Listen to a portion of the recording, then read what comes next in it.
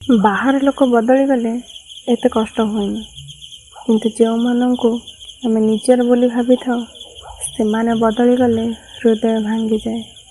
କାରଣ ଆଶା ସବୁବେଳେ ନିଜର ଲୋକଙ୍କ ଠାରୁ ହିଁ ଥାଏ। ଆମ ଜୀବନରେ କିଛି ସମ୍ପର୍କ ଏମିତି ଥାଏ ଯାହାକୁ ଆମେ ସବୁ କିଛି ଭାବିନେଉ। ସେମାନଙ୍କ ଖୁସିରେ ଆମ ଖୁସି, ସେମାନଙ୍କ ଦୁଃଖରେ ଆମ ଦୁଃଖ ଖୋଜିଥାଉ। ଆମେ ଭାବୁ ଏଇ ସମ୍ପର୍କ କେବେ ବଦଳିବ ନାହିଁ, କିନ୍ତୁ ସମୟ ଧୀରେ ଧୀରେ ସବୁ କିଛି ବଦଳାଇ ଦିଏ। ଯେଉଁ ଲୋକ ପୂର୍ବରୁ ଘଣ୍ଟା ଘଣ୍ଟା କଥା ହେଉଥିଲେ ସେ ଆଜି 2 ମିନିଟ୍ ସମୟ ମଧ୍ୟ ଦିଅନ୍ତି ନାହିଁ। ଯେଉଁ ଲୋକ କହୁଥିଲେ ମୁଁ ସବୁବେଳେ ତୁମ ସାଥିରେ ଅଛି, ସେହି ଲୋକ ଆଜି ତୁମ ଦୁଃଖରେ ନୀରବ ରହିଯାଆନ୍ତି। ସେତେବେଳେ ମନରେ ଗୋଟିଏ ପ୍ରଶ୍ନ ଆସେ, ମୁଁ ବଦଳିଗଲି ନା ସେମାନେ ବଦଳିଗଲେ?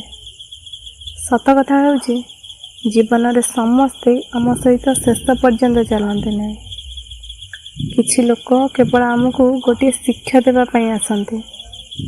ସେହି ଶିକ୍ଷା ହେଉଛି ନିଜର ଖୁସିକୁ କେବେ ବି ଅନ୍ୟ କାହା ହାତରେ ଦିଅନି। ଯଦି କେହି ତୁମକୁ ଛାଡ଼ି ଚାଲିଯାଏ ତାକୁ ଅଟକାଇବାକୁ ଚେଷ୍ଟା କରନି, କାରଣ ଯିଏ ସତରେ ତୁମକୁ ଭଲ ପାଏ ସେ କେବେ ତୁମକୁ ଏକା କରି ଯିବ ନାହିଁ। ମନେ ରଖ, ଭାଙ୍ଗିଯିବା ଶେଷ ନୁହେଁ। କେବେ କେବେ ଭାଙ୍ଗିଯିବା ପରେ ହିଁ ମଣିଷ ନିଜର ପ୍ରକୃତ ଶକ୍ତିକୁ ଚିହ୍ନିପାରେ। ଯେଉଁ ଲୁହ ଆଜି ତୁମ ଆଖିରୁ ବାହାରୁଛି ସେହି ଲୁହ ଦିନେ ତୁମକୁ ଏତେ ଶକ୍ତିଶାଳୀ କରିଦେବ ଯେ ତୁମେ ଆଉ କାହା ପାଇଁ ଭାଙ୍ଗି ପଡ଼ିବ ନାହିଁ। ଯଦି ଆଜି ତୁମେ ଏକା ଅନୁଭବ କରୁଛ ତେବେ ଗୋଟିଏ କଥା ମନେ ରଖ, ଏହି ସମୟ ମଧ୍ୟ କଟିଯିବ।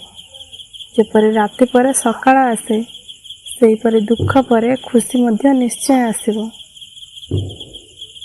ଯଦି ଏହି କଥା ଆପଣଙ୍କ ହୃଦୟକୁ ଛୁଇଁଛି ତେବେ ଭିଡ଼ିଓଟିକୁ ଲାଇକ୍ କରନ୍ତୁ, କମେଣ୍ଟରେ ଲେଖନ୍ତୁ ସମୟ ସବୁ କିଛି ବଦଳାଇ ଦିଏ ଏବଂ ଏପରି ଭାବପ୍ରବଣ କାହାଣୀ ପାଇଁ ଚ୍ୟାନେଲକୁ ସବସ୍କ୍ରାଇବ୍ କରନ୍ତୁ।